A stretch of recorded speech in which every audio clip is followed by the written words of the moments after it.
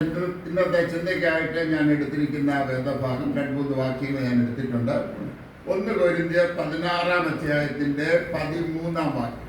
1 Corinthians chapter 16 verse 13. ഉണർന്നിരിപ്പിൻ. മതി, അത്ര മതി. രണ്ടാമത് 2 കൊരിന്ത്യർ 2:11. 2 കൊരിന്ത്യർ 2:11. സാത്താൻ നമ്മെ തോൽപ്പിക്കരുത്, അവന്റെ തന്ത്രങ്ങളെ കുറിച്ച് അറിയാത്തവരല്ലോ. എഫേസ്യർ 6:11.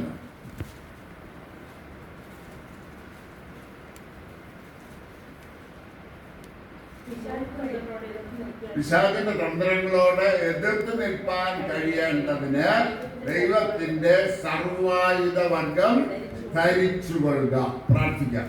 ഞങ്ങളുടെ വാഴ്ത്തപ്പെട്ട സ്വർഗീയ പിതാവേ, ഞങ്ങൾ ഒരുമിച്ച് അപ്പന്റെ പാദപീഠം ചേർന്ന് ഈ വിശുദ്ധ ദിവസത്തിന്റെ രാവിലെ സമയത്ത് ഞങ്ങൾ വിശുദ്ധ ആലയത്തിന്റെ നടുവിൽ നിന്നുകൊണ്ട് ഞങ്ങൾ അപ്പന്റെ മുഖത്തേക്ക് ഞങ്ങൾ നോക്കുകയാണ്. അപ്പൊ അങ്ങനെ സാന്നിധ്യം ഞങ്ങളുടെ നടുവിലുണ്ടല്ലോ. അവിടുന്ന് ഞങ്ങളോട് ഹൃദ്യമായി സംസാരിക്കണം. അവിടുത്തെ ദിമ്മേറിയ ശബ്ദം ഞങ്ങളെ കേൾപ്പിക്കണം. അങ്ങ് തന്ന ദൂതാണ്. അതുകൊണ്ട് അങ്ങനെ ജനത്തിൽ ഏറ്റവും അനുഗ്രഹപ്രദമായി തീരുവാൻ, ആശ്വാസമായി തീരുവാൻ, ബലമായി തീരുവാൻ, ശക്തിയായി തീരുവാൻ പരിശുദ്ധാത്മാവിന്മേൽ ക്രിയ ചെയ്യുമാറണമെന്ന് പ്രാർത്ഥിക്കുന്നു. അതിന് നാവിന്മേൽ അഗ്നിയുടെ അഭിഷേകം തരണം, ശരീരത്തിന് ആവശ്യമായ ബലം തരണം, ശരീരത്തിലും മനസ്സിലും ആത്മാവിലും പുതിയ ബലത്താൽ പുതിയ ശക്തിയാൽ നിറച്ച് ഞങ്ങളെ ഒരുമിച്ച് അനുഗ്രഹിച്ച് പറഞ്ഞയക്കണമെന്ന് യേശു ക്രിസ്തുവിന്റെ വിലയേറിയ നാമത്തിൽ ഞങ്ങൾ അപേക്ഷിക്കുന്നത് കൃപയോടെ കേൾക്കുമാറാകണമേ. ആമേൻ. 2 ആഴ്ച മുൻപ് ഞാൻ റാഫേൽ ചർച്ചിലെ പ്രസംഗിച്ച ദൂതെന്ന് പറയുന്നത് ഏതാണ്ട് സാമ്യമുള്ളതാണ്, പക്ഷെ എൻ്റെ ഡിഫറൻ്റാണ്.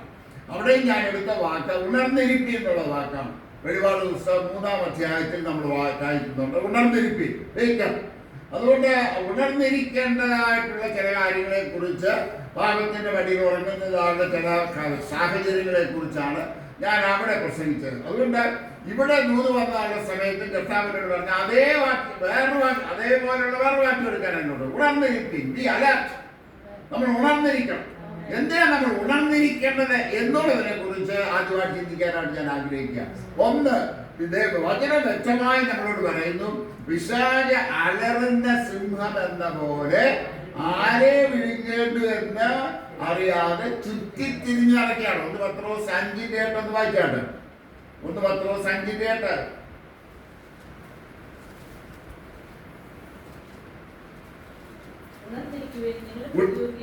ഉണർന്നിരിപ്പിൻ, നിങ്ങളുടെ പ്രതിയോഗിയായ പിശാച് അലറുന്ന, ഭാഗ്യം ശ്രദ്ധിക്കണേ, അലറുന്ന സിംഹം എന്ന പോലെ ആരെ വിഴുങ്ങേണ്ടു എന്ന് അറിയാതെ ചുറ്റി നടക്കുന്നു. മതി. പിശാച് ചുറ്റിത്തിരിഞ്ഞ് നടക്കുകയാണ്. എങ്ങനെയാ അതിനെ ഉപയോഗിച്ചിരിക്കുന്ന എന്നോടാ? അലർന്ന സിംഹം എന്ന പോലെ. നിങ്ങൾ ആരെങ്കിലും സിംഹം അലറി ഇര പിടിക്കുന്ന കണ്ടിട്ടുണ്ടോ? നമ്മള് ടിവിയിലൊക്കെ സാധാരണ കാണുന്നതാണല്ലോ. സിംഹം എങ്ങനെ ഇര പിടിക്കുന്നത്? പതുങ്ങിയിരിക്കുന്ന ഏര മാനോ അതിന് വേണ്ടിയ മൃഗം എന്താ, കാട്ടുപോത്തോ എന്താ എന്നാലും അതിന്റെ മുൻപിൽ കൂടെ പോകുന്ന സമയത്ത് അത് ചാടി വീഴും. ചാടി വീണ ഏര പെട്ടെന്ന് ഇതിനെ കുറിച്ച് കോൺഷ്യസ് ആയതുകൊണ്ട് ഏര ഓടാനായിട്ട് തുടങ്ങും. ഓടി പിടിച്ചതിന്റെ കഴുത്തില് മുറുക്കി പിടിച്ചാണ് ഒരു സിംഹം ഒരേരയെ പിടിക്കുന്നത്. ഒരു സിംഹം അലറി വിളിച്ച് ഇരയെ പിടിക്കാറില്ല. എന്നാൽ സിംഹത്തിന് വയസ്സായി പല്ലെല്ലാം കൊഴിഞ്ഞ് ഓടാനുള്ള ആരോഗ്യമില്ലാതിരിക്കുമ്പോൾ പിന്നെ ഇവൻ വരെ ഭക്ഷിക്കണമെന്നില്ല. ആകെയുള്ള പരിപാടി എന്ന് പറയുന്നത് ഇവൻ എവിടെയെങ്കിലും കുറ്റിക്കാട്ട് ഓടിച്ചിരിക്കും. ഇവന് ഇര മുന്നിൽ കൂടെ പോകുമ്പോൾ ഭയങ്കരമായിട്ട് ശബ്ദം ഉണ്ടാകും, ആദവും. ഇവന്റെ അകർച്ച കേൾക്കുമ്പോൾ ഇര ഒന്നും ചെയ്യാൻ കഴിയാതെ ഭയപ്പെട്ട് ആ അവസ്ഥയിൽ തന്നെയായി. അതേപോലെ ഉദാഹരണം ഞാൻ ടി വി കണ്ടിട്ടുണ്ട്. പാമ്പ് എലിയെ പിടിക്കുന്നു. അപ്പം ഈ പാമ്പ് എലിയുടെ മുമ്പിൽ ഇങ്ങനെ പത്തി ഉയർത്തിങ്ങനെ ചീറ്റി നിന്ന് ആടുമ്പോ ഞാൻ പലപ്പോഴും കണ്ടിട്ടുണ്ട്, എലി അതിന്റെ മുന്നിൽ ഓടിപ്പോകുന്നില്ല. അത് വേണേ ഓടിപ്പോകാം. പക്ഷേ അതാകെപ്പാടൊരു ജീവക്ഷമം പോലെ ഈ പാമ്പിൽ മുമ്പ് നിൽക്കുകയാണ്. പാമ്പ് എളുപ്പത്തിൽ അതിൽ ഞാൻ പലപ്പോഴും തമാശയ്ക്ക് അല്ലെങ്കിൽ ഞാൻ പറഞ്ഞു എടാ ഇനി നിനക്ക് അങ്ങോട്ട് ഓടി വന്നൂടെ, നീ എന്തിനാണ് അർഹിക്കുന്നത്? പാമ്പ് മുന്നേന്ന് പറ്റി ആടുന്നേ ഉള്ളൂ. ഓടിച്ചിട്ട് പിടിക്കാനാണെങ്കിൽ പാമ്പിനെ എലിയെ പിടിക്കാൻ എളുപ്പമൊന്നുമല്ല. ഈ വളരെ വേഗത്തിൽ അതിലേക്കൂടെ അത് വാങ്ങു. പക്ഷേ ഈ പാമ്പിന്റെ മുമ്പിൽ പെടുന്ന എലി ഭയപ്പെട്ട് നിർജ്ജീവമായി കഴിയുമ്പോൾ ഈ പാമ്പ് അതിനെ വിഴുങ്ങാണ്. സിംഹം ഇതേപോലെയാ. ഇതേപോലെയാണ് പിശാച്. പ്രിയമുള്ളവരെ, ഈ വാക്യങ്ങളെല്ലാം ശ്രദ്ധിച്ചാൽ അവിടെ വ്യക്തമായ ദൈവത്തിന്റെ വചനം പറയാണ് പിശാചിന്റെ തന്ത്രങ്ങളോട് എതിർത്ത് നിൽപ്പാൻ കഴിയേണ്ടതിന്. അപ്പൊ പിശാചിന് എന്തേ ഉള്ളൂ? തന്ത്രങ്ങളേ ഉള്ളൂ. He has no weapons. പിശാചിന് ആയുധങ്ങൾ ഉണ്ടായിരുന്നു. പക്ഷേ ആ ആയുധങ്ങൾ മുഴുവൻ കർത്താവ് കാൽവറി ക്രൂശിൽ അവന്റെ ആയുധവർഗം വെപ്പിച്ച് അവരെ കീഴടക്കിയെന്ന് വചനം നമുക്ക് ഉറപ്പ് തന്നെ. എടുത്താട്ട് വാക്യം കൊലോസ്യ ലേഖനം 2-ാം അധ്യായത്തിന്റെ 15-ാം വാക്യം. വാഴ്ചകളെയും അധികാരങ്ങളെയും ആയുധവർഗം വെപ്പിച്ച് ക്രൂശിൽ അവിടെ ജയോത്സവം കൊണ്ടാടി അവയെ പരസ്യമായ കാഴ്ചയാക്കി. പൗലോസ് അപ്പോസ്തലൻ പറയാണ്, സകല വാഴ്ചകളെയും സകല അധികാരങ്ങളെയും ആയുധവർഗം വെപ്പിച്ച് he disarmed all the weapons of Satan on the cross of Calvary. Now he has no weapons. He has only tricks. അവന് തന്ത്രങ്ങളേ ഉള്ളൂ. അവന് അവന്റെ കയ്യിലുണ്ടായിരുന്ന എല്ലാ ആയുധവും കർത്താവ് അവൻ കാൽവറിയിൽ പുന്നാടിമേൽ തൂക്കപ്പെട്ട് എനിക്ക് നിങ്ങൾക്ക് വേണ്ടി കാൽവറി യാഗമായി തീർന്നപ്പോൾ അവിടെ സംഭവിച്ചെന്താണെന്ന് ചോദിച്ചാൽ അവൻ സകല വാഴ്ചകളെയും അധികാരങ്ങളെയും ആയുധവർഗം വെപ്പിച്ച് അവരുടെ ദൈവോത്സവം കൊണ്ടാടി ആ ജയം എനിക്കും നിങ്ങൾക്കും അവകാശമാക്കി തന്നു. അതുകൊണ്ടാണ് we are not victims but we are victors. നമ്മൾ തോൽവി അടയുന്നവരല്ല, നമ്മൾ ജയാളികളാണ്. എങ്ങനെ? നമ്മൾ നേരത്തെ ക്രിസ്തുവിൽ നമ്മളെ എല്ലായ്പ്പോഴും ജയോത്സവമായി നടത്തുന്ന ദൈവത്തിന് സ്തോത്രം. അതുപോലെ തന്നെ പൗലോസ് പറയുന്നുണ്ട്, ക്രിസ്തുവിലെ ഞങ്ങളെ കൊണ്ട് അവന്റെ പരിജ്ഞാനത്തിന്റെ വാസന വെളിപ്പെടുത്തുന്ന ദൈവം. എന്താ അതിന്റെ പശ്ചാത്തലം എന്നറിയാമോ? റോമൻ സാമ്രാജ്യങ്ങൾ. റോമൻ സാമ്രാജ്യം അവരുടെ രാജാവ് വേറൊരു രാജ്യത്തെ രാജാവിനെ കീഴടക്കി കഴിയുമ്പോൾ ആ രാജാവിനെ മുമ്പിൽ കൂത്തുകാഴ്ചയായിട്ട് നടത്തും. ചങ്ങല കൊണ്ട് ബന്ധിച്ച് ആ രാജാവിനെ മുമ്പിൽ നടത്തും. ആ രാജാവിന്റെ പുറകിൽ വലിയ രഥത്തിൽ ആ യുദ്ധം നയിച്ച സർവ്വ സൈന്യാധിപനുണ്ടാവും. ഈ സർവ്വ സൈന്യാധിപന്റെ മുമ്പിൽ ഇങ്ങനെ ഈ ധൂപവർഗവും വീശിക്കൊണ്ട് ഈ വലിയ കന്യകമാർ ഇങ്ങനെ മുമ്പിൽ നടക്കും, വിളിച്ചു പറയും. ആ സർവ്വ സൈന്യാധിപന് കൊടുക്കുന്ന വലിയ ആഘോഷമാണ്. ആ ആഘോഷത്തിന്റെ ഈ സൗരഭ്യം നടത്തുന്ന ഈ സുഗന്ധവർഗമിട്ട ഇതിങ്ങനെ വീശിക്കൊണ്ടേയിരിക്കും. ആ പശ്ചാത്തലത്തിലാണ് പൗലോസ് പറയുകയാണ്, നമ്മുടെ കർത്താവ് കാൽവറിയിൽ നമുക്ക് വേണ്ടി തൂക്കപ്പെട്ടപ്പോൾ അവൻ പിശാചിനെ പരസ്യമായി കാഴ്ചയാക്കി. അവനെ പരസ്യമായി കാഴ്ചയാക്കിക്കൊണ്ട് നമ്മളെ അവന്റെ സൗരഭ്യ വാസനയായി അവൻ രൂപാന്തരപ്പെടുത്തിയാണ്. എത്ര ആഴമൊരു അനുഭവത്തിലേക്കാ കർത്താവിന്റെ ക്രൂശുമരണം നമ്മളെ നടത്തിയത്. പ്രിയമുള്ളവരെ, ഹല്ലേലൂയ. അതുകൊണ്ട് നമുക്ക് പിശാചിനെ പേടിക്കേണ്ട കാര്യമില്ല, നമ്മൾ അവനെ ഭയപ്പെടേണ്ട കാര്യമില്ല. കാരണം അവന്റെ തല എന്റെ കർത്താവ് കാൽവറിയിൽ തകർത്തതാണ്. അത് മാത്രമല്ല വചനം പറയുന്നു, പാമ്പിനെ ശത്രുവിന്റെ സകലബലത്തെയും ചവിട്ടാനുള്ള അധികാരം കർത്താവ് നമുക്ക് തന്നതാണ്. പിശാചിന്റെ തല എവിടാ? എന്റെ നിങ്ങളുടെ കാൽ കീഴിലാണ്. പറഞ്ഞു പിശാചിനെ പേടിപ്പിക്കുക. അവൻ നമ്മളെ പേടിപ്പിക്കും. പല വിധത്തിൽ പലവിധമായ പ്രശ്നങ്ങളിട്ട് നമ്മളെ അവൻ ഭയപ്പെടുത്തും. പിശാചിന്റെ വലിയ തന്ത്രങ്ങളിൽ ഏറ്റവും വലിയൊരു തന്ത്രമാണ് ഭയം എന്ന് പറയുന്നത്. നമുക്കൊരു ചെറിയ തലവേദന വന്നു, അവിടെ നമ്മൾ എന്താ ഇരിക്കുന്നത്? അപ്പുറത്തെ വീട്ടിൽ അവർക്ക് ഇതേപോലായിരുന്നു. കുറച്ച് കഴിഞ്ഞപ്പോഴാണ് ട്യൂമറാണെന്നും ബ്രെയിൻ ട്യൂമറാണെന്നും ക്യാൻസർ ആണെന്നും അറിഞ്ഞത്. എനിക്ക് ഇനി അതായിരിക്കും, അല്ലെങ്കിൽ ക്ഷീണം അല്ലേ? എന്തെങ്കിലും ഒരു പ്രശ്നം വരുമ്പോ പിശാച് ഇതങ്ങോട്ട് പർവ്വതീകരിക്കും അല്ലേ? ഒരു വലിയ തന്ത്രം. ഏതെങ്കിലും ഒരു ചെറിയ പ്രശ്നം നമ്മുടെ മുമ്പിൽ വരുമ്പോ അതിനെ ഇങ്ങനെ പർവ്വതീകരിച്ച് നമ്മളെ ഭയപ്പെടുത്തുക എന്നുള്ള പിശാചിന് വലിയ തന്ത്രമാണ്.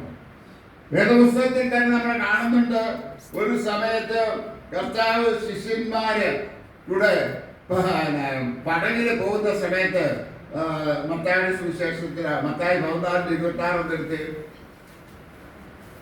മത്തായി 26:16.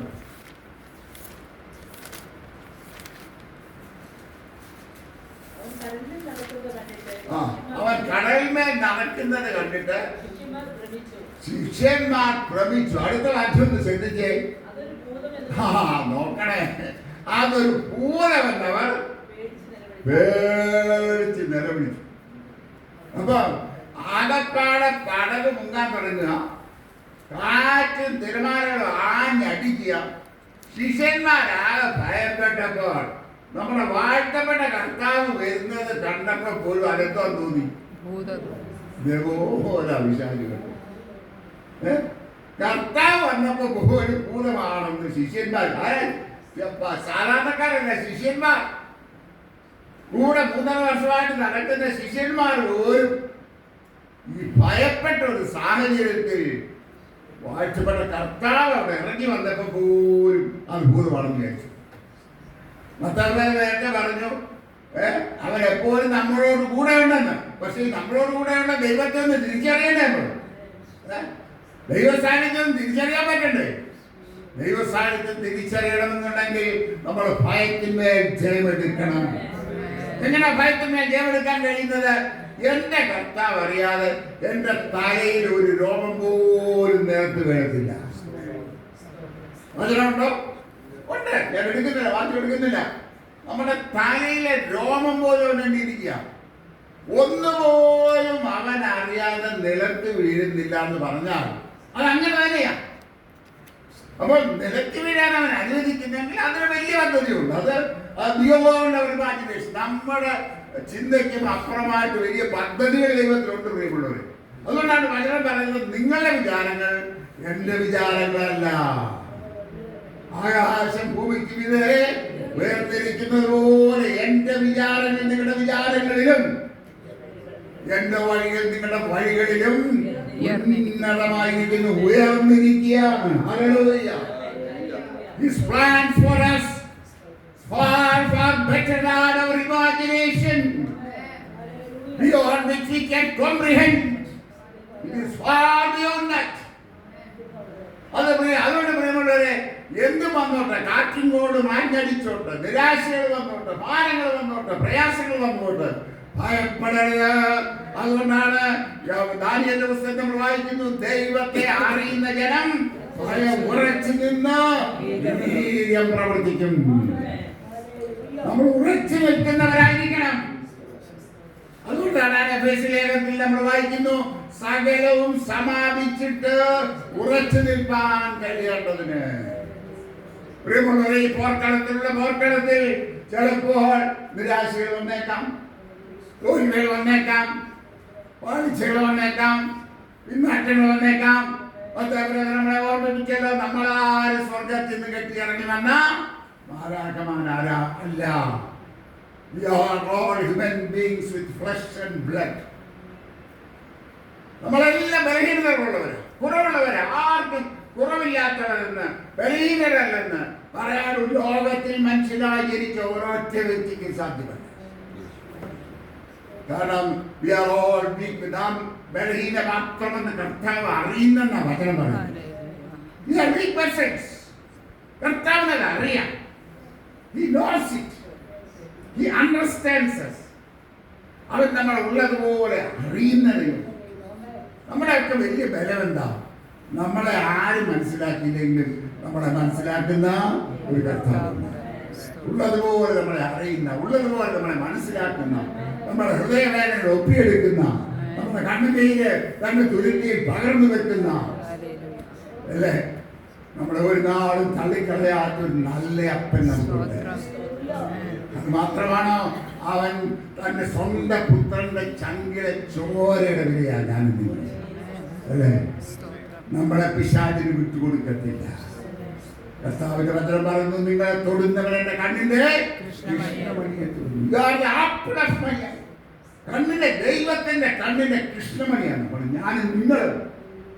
അതുകൊണ്ടാണ് യശയ്യാപ്രവചനത്തിൽ പറയുന്നത്, നിങ്ങൾ എനിക്ക് വിലയേറിയവരും മാന്യരുമായി ഞാൻ നിങ്ങളെ സ്നേഹിച്ചു. You are precious for me.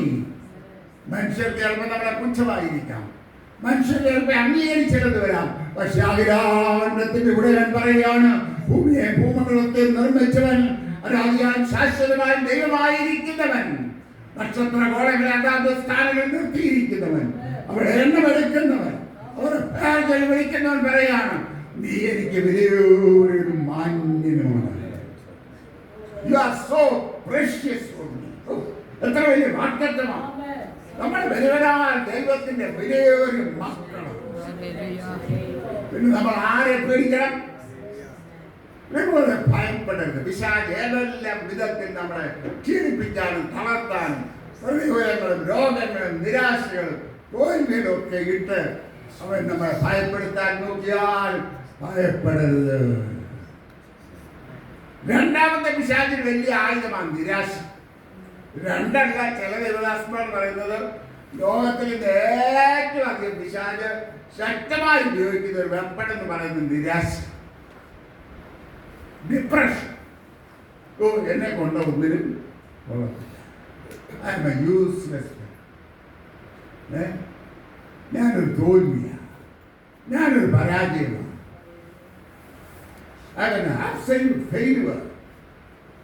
ഞാൻ ഈ ലോകത്തിൽ ഒന്നും ആകാൻ പോകുന്നില്ല, എന്നെ ആർക്കും കണ്ടുകൂടാ, എന്നെ ആരും സ്നേഹിക്കുന്നില്ല, എന്നെ എല്ലാവരും വെറുക്കുകയാണ്, എന്നെക്കുറിച്ച് എല്ലാവർക്കും തെറ്റിദ്ധാരണ.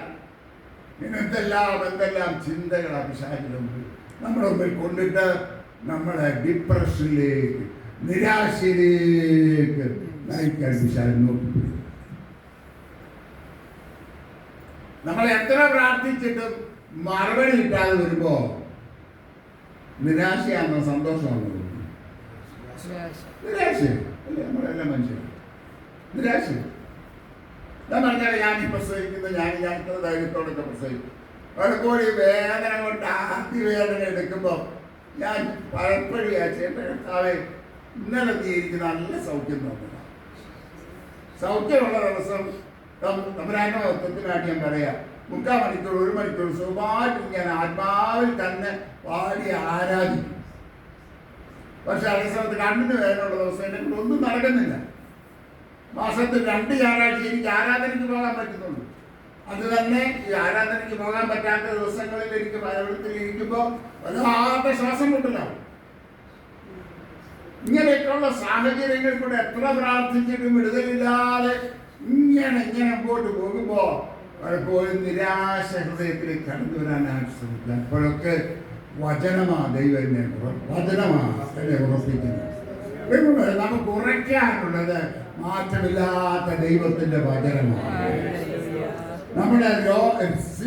നമ്മുടെ പ്രശ്നങ്ങൾ മാറി മറിഞ്ഞു വരും, നമ്മുടെ മുമ്പിലുള്ള കാര്യങ്ങൾ മാറി മറിഞ്ഞു വരും. എന്നാൽ മാറ്റമില്ലാത്ത ഒരുവനുണ്ട്, ഇന്നലെയും ഇന്നുമെന്നേക്കും അനന്യനായ.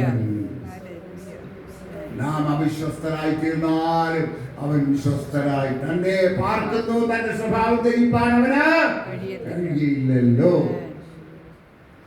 മൂന്നാമത് പിശാചിന്റെ വലിയ തന്ത്രമാണ് സംശയം. നമ്മളിങ്ങനെ വലിയ കാര്യമായ ചില പ്രശ്നങ്ങൾക്ക് വേണ്ടിയൊക്കെ പ്രാർത്ഥിക്കാൻ തുടങ്ങുമ്പോൾ പിശാച് വന്ന് നമ്മുടെ ചെവി പറയും, ഓ നീ അത്ര വലിയ വിശുദ്ധനൊന്നുമല്ല, നീ പ്രാർത്ഥിച്ചാൽ ദൈവം കേൾക്കത്തൊന്നുമില്ല, വെറുതെ വില്ലെന്തിനാണ് നീ സമയം കളയും. കാരണം നീ ഇന്നാളിൽ അത് ചെയ്തു, നീ ഇന്നാളിൽ ഇത് ചെയ്തു, നീ അങ്ങനെ ഇങ്ങനെ, നീ ആ പാപം ചെയ്തില്ല, ഈ പാപം ചെയ്തില്ല. ഇങ്ങനെ നമ്മുടെ ജീവിതത്തിൽ വന്നുപോകാനുള്ള കുറ്റങ്ങളെ കുറവുകൾ നമ്മുടെ മുമ്പിൽ ഇവരിങ്ങനെ നമ്മളെ അകറ്റാൻ തുടങ്ങും. നമ്മുടെ ഉള്ളിൽ സംശയം, പ്രാർത്ഥിക്കുമ്പോഴുള്ള ധൈര്യം, നമ്മുടെ പ്രാഗൽഭ്യം നഷ്ടപ്പെടും. അത് പിശാചിന്റെ ഒരു തന്ത്രമാണ്. ഒരു കാര്യം ഓർത്തോളണം, നമ്മൾ യേശുക്രിസ്തുവിനെ രക്ഷിതാവും കർത്താവുമായി ഒരിക്കൽ സ്വീകരിച്ചു കഴിഞ്ഞാൽ നമ്മൾ എന്ത് ചെയ്തു? രക്ഷിക്കപ്പെട്ടു കഴിഞ്ഞു. അവന്റെ ഉറപ്പെന്താ? അവന്റെ പുത്രനായ യേശുവിന്റെ രക്തം സകല പാപവും പോക്കി നമ്മെ ശുദ്ധീകരിക്കുന്നു. വാക്യം നമുക്കറിയാമല്ലോ. ഞാൻ പറയണം, 1 യോഹന്നാൻ 1:9 വായിച്ചു. നമ്മുടെ പാപങ്ങളെ ഏറ്റു പറയുന്നുവെങ്കിൽ അവൻ നമ്മുടെ പാപങ്ങളെ ക്ഷമിച്ച് സകല അനീതി പോക്കി നമ്മെ ശുദ്ധീകരിപ്പാൻ തക്കവണ്ണം വിശ്വസ്തനും നീതിമാനുമാകുന്നു. ഒന്നുകിൽ ഈ വാക്യം ശരി, അല്ലെങ്കിൽ ഈ വാക്യം തെറ്റ്. അപ്പൊ ഈ വാക്യം ശരിയാണെങ്കിൽ നമ്മുടെ പാപങ്ങളെ ഏറ്റുപറഞ്ഞതോടുകൂടി ദൈവം നമ്മുടെ സകല പാപങ്ങളെ ക്ഷമിച്ചു കഴിഞ്ഞു. നമ്മളെ അവന്റെ മകനാക്കി അവൻ തീർത്തതാണ്, മകളാക്കി തീർത്തതാണ്. അതിന് യാതൊരു മാറ്റവുമില്ല. നമുക്ക് ഇന്ന് തോന്നുക നമ്മൾ രക്ഷിക്കപ്പെട്ടു, സന്തോഷമുണ്ട്, സമാധാനമുണ്ട്. നാളെ ഇച്ചിരി പ്രശ്നവും പ്രയാസമൊക്കെ വരുമ്പോൾ നമ്മുടെ സമാധാനം, സന്തോഷം നഷ്ടപ്പെടുന്ന ഉടനെ നമ്മുടെ രക്ഷ നഷ്ടപ്പെടത്തില്ല. നമ്മുടെ ഒരിക്കൽ യേശുക്രിസ്തുവിനെ രക്ഷിതാവും കർത്താവുമായി സ്വീകരിക്കാൻ നമ്മൾ അവന്റെ മക്കൾ തന്നെയാണ്. പിന്നെ കുറവുകൾ വരുന്നത് എന്ത് ചെയ്യണം? ദൈവസന്നിധിയിൽ ഏറ്റുപറയണം, അല്ലേ? നാം നമ്മുടെ പാപങ്ങളെ ഏറ്റുപറയുന്നുവെങ്കിൽ അവൻ നമ്മോട് പാപങ്ങളെ ക്ഷമിപ്പാൻ തക്കവണ്ണം വിശ്വസ്തനും നീതിമാനുമാകുന്നു. അപ്പോ നമ്മുടെ പാപങ്ങൾ ഏറ്റുപറയുമ്പോൾ അവൻ നമ്മുടെ പാപങ്ങളെ നമ്മളോട് ക്ഷമിക്കും. അവന്റെ രക്തത്താൽ നമ്മളെ കഴുകും, നമ്മളെ വെടിപ്പാക്കും, നമ്മളെ ദുർബലതയുള്ളവരാക്കി വിശുദ്ധരാക്കി ദൈവം മാറ്റും. നമ്മുടെ ഈ സത്യം നമ്മൾ ഒരിക്കലും മറക്കരുത്. കാരണം നമ്മുടെ സകല പാപങ്ങളെയും ദൈവം എന്നേക്കുമായി ക്ഷമിച്ചു തന്നത്, അല്ലേ? അതിൽ വേണമെങ്കിൽ വാക്യങ്ങൾ എന്ന് എഴുതിയെടുത്തോ. യെശയ്യാപ്രവാചകന്റെ പുസ്തകം 44-ാം അധ്യായത്തിന്റെ 22-ാം വാക്യം. യെശയ്യാ 44:22 വായിച്ചു.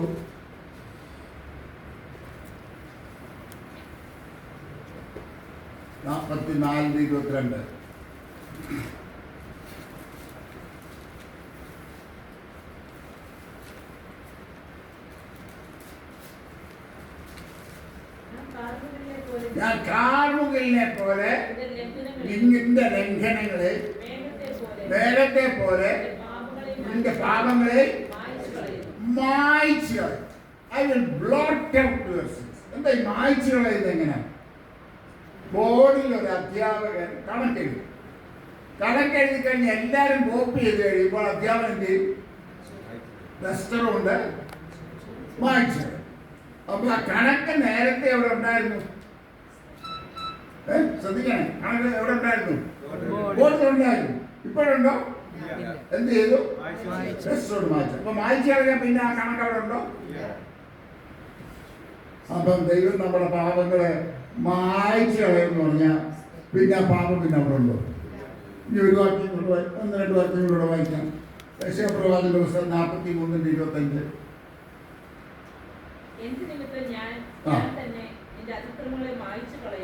ഞാൻ നിന്റെ അതിക്രമങ്ങളെ മായ്ച്ചു കളയുന്നത്, നിന്റെ പാപങ്ങളെ ഞാൻ ഓർക്കുകയില്ല. I will not remember your sins. നമ്മുടെ പാപങ്ങളെ ദൈവം ഓർക്കത്തില്ലെന്ന്. ഈ നമുക്കിത് ദൈവം പാപങ്ങളെ ഓർക്കത്തില്ലെന്ന് പറഞ്ഞാൽ എത്ര പറഞ്ഞാലും നമ്മൾ മനസ്സിലാക്കുന്ന കാര്യത്തില്ല. കാരണം നമ്മൾ സാധാരണ എങ്ങനെയാണ്?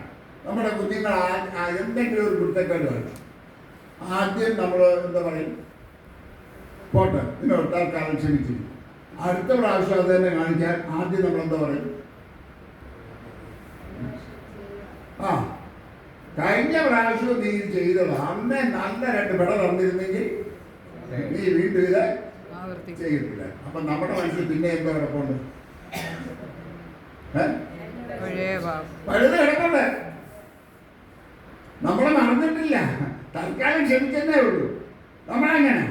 അതുകൊണ്ട് നമ്മുടെ കാര്യം ദൈവം അങ്ങനെയാണ്. അല്ലവരെ ഉള്ളവരെ ദൈവം ഓർക്കയില്ലെന്ന് പറഞ്ഞാൽ ഓർക്കയില്ലെന്ന് തന്നെയാ. ഹല്ലേലൂയ. അവൻ ഓർക്കയില്ലെന്ന് പറഞ്ഞത് സത്യമായതുകൊണ്ടാണ് ഞാനിന്ന് ഇവിടെ നിന്ന് പ്രസംഗിക്കുന്നത്. എനിക്കുള്ള ഏക യോഗ്യത അവന്റെ ചങ്കിലെ ചോരയാൽ അവനെ ഓരോ ദിവസവും കഴുകി വെടിപ്പാക്കി അവന്റെ കൃപയിൽ നിലനിർത്തുന്നു എന്നല്ലാതെ എനിക്കൊരു യോഗ്യതയില്ല. നമ്മുടെ എല്ലാ യോഗ്യത അതാ. അതുകൊണ്ട് പ്രിയമുള്ളവരെ സംശയിക്കാൻ ഇടയാകരുത്. നമ്മുടെ കുറവുകൾ എന്തെങ്കിലും ഉണ്ടെങ്കിൽ അതാത് സമയത്ത് ദൈവസന്നിധിയിലേക്ക് പറഞ്ഞോണം. കാൽവരേറ്റെന്നാൽ കഴിവ് പ്രാപിച്ചോണം. ദൈവസന്നിധി പ്രതിഷ്ഠിച്ചോണം. ധൈര്യമായിട്ട് മുൻപോട്ട് പോകാനായിട്ട് ദൈവം നമുക്ക് ഇടയാക്കി തീർക്കട്ടെ. ഞാൻ മുമ്പോട്ട് പോകട്ടെ. ദൈവത്തിൻ്റെ സംരക്ഷണം അല്ലേ, ഞാൻ നേരത്തെ പറഞ്ഞു. നമുക്ക് ദൈവത്തിൻ്റെ സംരക്ഷണം എപ്പോഴും ഉണ്ട്. നമ്മൾ അതിനെക്കുറിച്ച് ഭയപ്പെടേണ്ട കാര്യമില്ല. അടുത്തതായി പിശാചിന്റെ വലിയൊരു തന്ത്രമാണ്. നേരത്തെ മത്തായി ബ്രദർ അതൊന്ന് സൂചിപ്പിച്ചു. ഇന്ന് പിശാച് ഏറ്റവും അധികം പോരാടുന്നത് കുടുംബങ്ങളിലാണ്. വിശ്വസിച്ചാലും ഇല്ലെങ്കിലും അനേക കുടുംബങ്ങളെ ഇന്ന് പിശാച് തകർത്തുകൊണ്ടിരിക്കുക. അപ്പനും മക്കളും തമ്മിൽ പ്രശ്നം, ഭാര്യയും ഭർത്താവും തമ്മിൽ പ്രശ്നം, സഹോദരങ്ങൾ തമ്മിൽ പ്രശ്നം, എന്തെല്ലാം വിധത്തിലുള്ള പ്രശ്നങ്ങൾ ഇട്ടാൽ പിശാച് കുടുംബത്തെ ഛിദ്രിച്ചിരിക്കുക. ഇത് സാധാരണ കുടുംബത്തിലെ കാര്യമല്ല, വിശ്വാസികളുടെ കുടുംബം. ഞാൻ ഈ അടുത്ത സമയത്ത് പ്രശ്നത്തെ വളരെ എങ്ങനെ കൈകാര്യം ചെയ്യണമെന്ന് അറിയാതെ ഞാൻ വിഷമിക്കുക.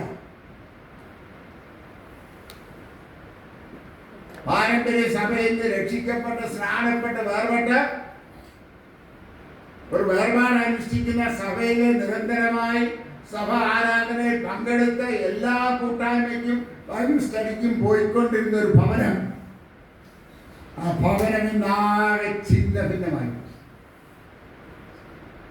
ആകെ തകർന്നു പോയി. നിങ്ങൾ വിശ്വസിക്കാനും ഇല്ലെങ്കിൽ ഇതൊരു സത്യമാണ്. ഭർത്താവ് പറയുന്നത് ഭാര്യയ്ക്ക് മനസ്സിലാവുന്നില്ല, ഭർത്താവ് പറയുന്നത് മോന് മനസ്സിലാവുന്നില്ല. ആകെ പ്രശ്നങ്ങൾ. കുടുംബം ഇന്ന് തകർന്നു പോകുന്നു. എത്ര കുടുംബങ്ങളാണെന്നറിയാമോ ഇന്ന് പിശാച് തകർത്തുകൊണ്ടിരിക്കുന്നു. പ്രിയമുള്ളവരെ, നമ്മുടെ കുടുംബങ്ങളിൽ എങ്ങനെ സംഭവിക്കാതിരിക്കാൻ എല്ലാ ദിവസവും നമ്മുടെ കുഞ്ഞുങ്ങളെയും നമ്മളും തമ്മിലുള്ള ബന്ധങ്ങളെ കുഞ്ഞാടിന്റെ രക്തത്തിൽ പൊതിഞ്ഞു പ്രവർത്തിക്കണം. നിങ്ങളെ ഓരോരുത്തരെയും പേര് പറഞ്ഞ്, നിങ്ങളെ നിങ്ങളുടെ ഭർത്താവിന്റെ പേര് പറഞ്ഞ്, മോന്റെ പേര് പറഞ്ഞ്, മോടെ പേര് പറഞ്ഞ്, മരുമോന്റെ പേര് പറഞ്ഞ്, മരുമോടെ പേര് പറഞ്ഞ്, കുഞ്ഞുങ്ങളുടെ പേര് പറഞ്ഞ്, ഭർത്താവ് ഞങ്ങൾ തമ്മിലുള്ള ബന്ധങ്ങളെല്ലാം കുഞ്ഞാടിന്റെ രക്തത്തിൽ ഞങ്ങൾ സീൽ ചെയ്യുമെന്ന് എല്ലാ ദിവസവും പ്രാർത്ഥിക്കണം പ്രിയമുള്ളവരെ. കാരണം പിശാച് അതേപോലെ ശക്തമായി ദൈവ മക്കളുടെ ഭവനങ്ങളിൽ തുഴഞ്ഞു കയറി കലക്കവും ഭിന്നതയും വിട്ട് കുടുംബങ്ങൾ തകർക്കുകയാണ്. പിശാച് പറഞ്ഞു, കർത്താവ് പറഞ്ഞു, ഒരു ഭവനവും തന്നിൽ തന്നെ ചിത്രിച്ചാൽ നിലനിൽക്കുകയില്ല. വചനം എടുക്കാൻ നമുക്ക് സുവിശേഷം 12:26.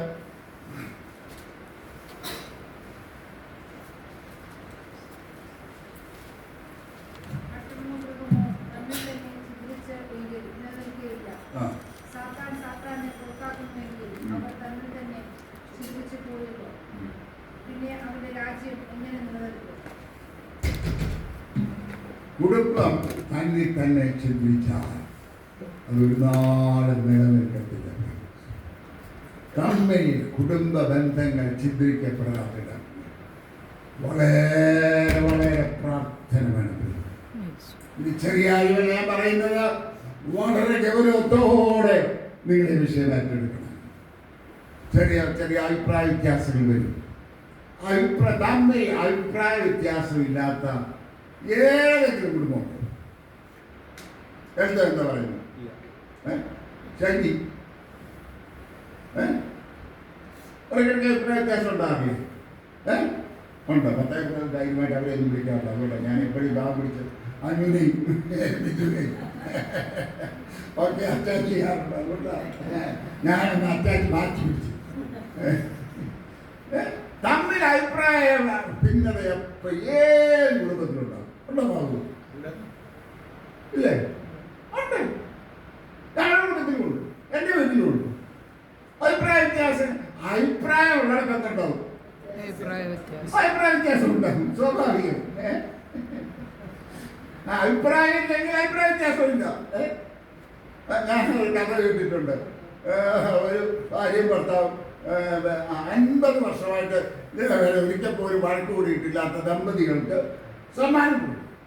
അപ്പം അനൗൺസ് ചെയ്തപ്പം ആർക്കും ധൈര്യം മുമ്പോട്ട് വരാം, കാരണം എല്ലാവർക്കും എല്ലാവരെയൊക്കെ അറിയാം. അപ്പം ഒരു ഭാര്യ ഭർത്താവിടെ മുമ്പോട്ട് വന്ന് പറഞ്ഞു, ഞങ്ങൾ തമ്മിൽ ഒരു വഴക്കുമില്ല. അപ്പോൾ എല്ലാവർക്കും അതിശയമായി. അപ്പം അവരോട് പറഞ്ഞു, നിങ്ങളുടെ അനുഭവം എന്ന് പറഞ്ഞാണ്. അപ്പം ഭർത്താവ് പറഞ്ഞു, ഇവിടെ എന്ത് പറഞ്ഞാൽ ഞാൻ പൊട്ടനെ പോലെ ഞാൻ വാ പൊളിക്കത്തേ ഇല്ല, എന്ത് പറഞ്ഞാൽ യെസ്. പിന്നെ അവിടെ വഴക്കുണ്ടോ? പക്ഷെ 50 വർഷമായിട്ട് അങ്ങനെ ഒരു ഭർത്താവായിട്ട് അഭിനയിക്കണമെങ്കിൽ എളുപ്പമാണെന്ന് പറഞ്ഞു. അതാ എന്തോ എളുപ്പമാണെന്ന് പറഞ്ഞത് അല്ല, പറ്റുമോ പോലീസ്?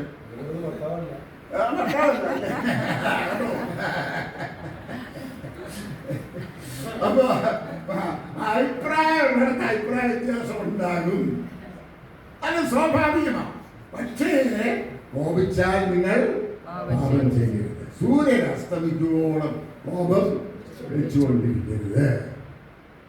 ഞങ്ങള് കല്യാണം കഴിഞ്ഞപ്പം ഇവളുടെ ബൈബിൾ കോളേജ് പഠിപ്പിച്ച ഒരു സാറ് നമുക്കൊരു കത്ത്, ദൈവം നിങ്ങളോട് ക്രിസ്തുവിൽ ക്ഷമിച്ചതുപോലെ നിങ്ങൾ തമ്മിൽ ഞാനിത് പരിഹരിച്ചു.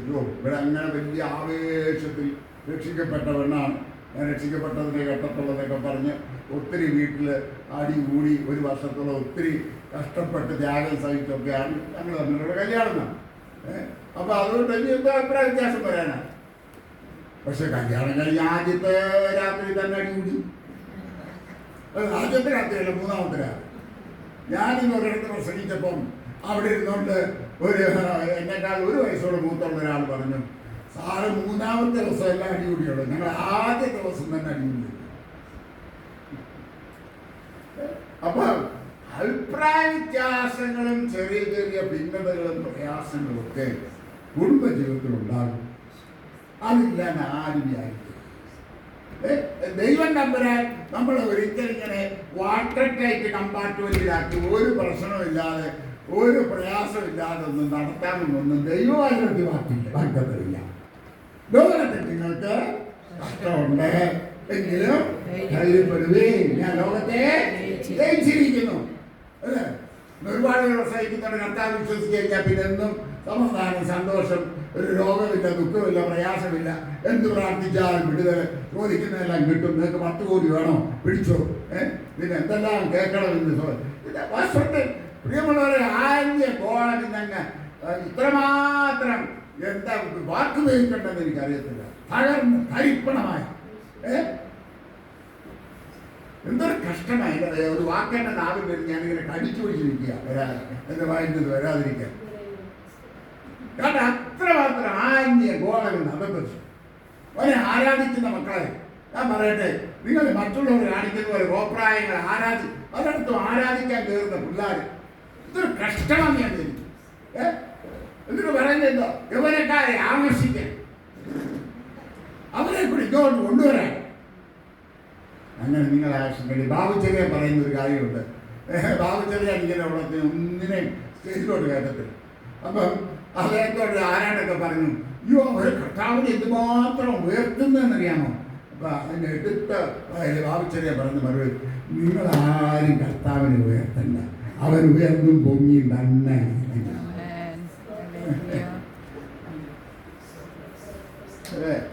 നമ്മുടെ കാരണം നമ്മളെ നോക്കിയിട്ട് വേണം തമ്പുരാനെ പൊങ്ങാൻ.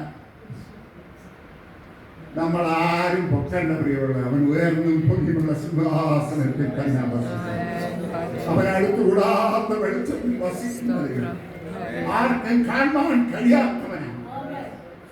അവനെ പോലെ മറ്റൊരു ദൈവമില്ല, അവനെ പോലെ ആരാധ്യനാരുമില്ല, അവനെ പോലെ പരിപൂർണനാരുമില്ല. അവൻ മാത്രമാണ് പരിപൂർണ്ണ. നമ്മളൊന്നുമല്ല. We are all big zeros. നമ്മളവരെ വട്ടപ്പൂജ്യങ്ങളാണ്. ഇതെപ്പോഴും ഓർത്തോണം.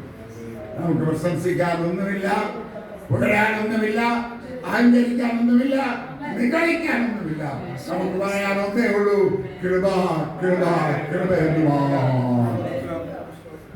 നമ്മൾ നിൽക്കുന്നത് കൃപ, ഇത്രത്തോളം വന്നത് കൃപ, എന്നും നിൽക്കുന്നത് കൃപ. നമ്മുടെ ജീവിതത്തിൽ ലഭിച്ച അനുഗ്രഹങ്ങളെല്ലാം കൃപ കൃപ കൃപ. അഹങ്കരിക്കാനും നിഗളിക്കാനും ഒന്നുമില്ല.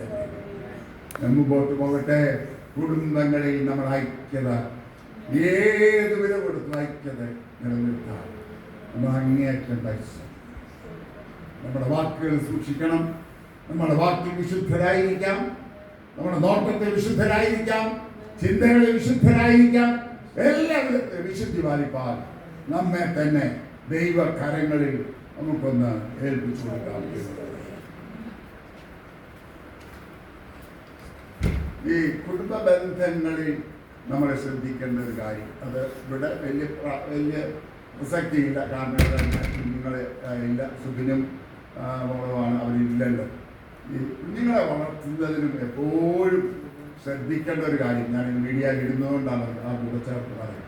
കുഞ്ഞുങ്ങളെ അഭ്യസിപ്പിക്കുന്നതിൽ ഏറ്റവും ശ്രദ്ധിക്കേണ്ട ഒരു കാര്യം, കുഞ്ഞുങ്ങളെ ശിക്ഷിക്കുന്നതിൽ മാതാവും പിതാവും ഒരേ വയസ്സായി.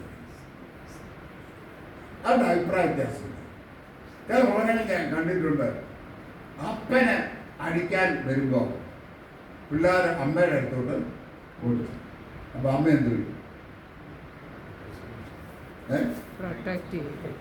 പ്രൊട്ടക്ട് ചെയ്യും.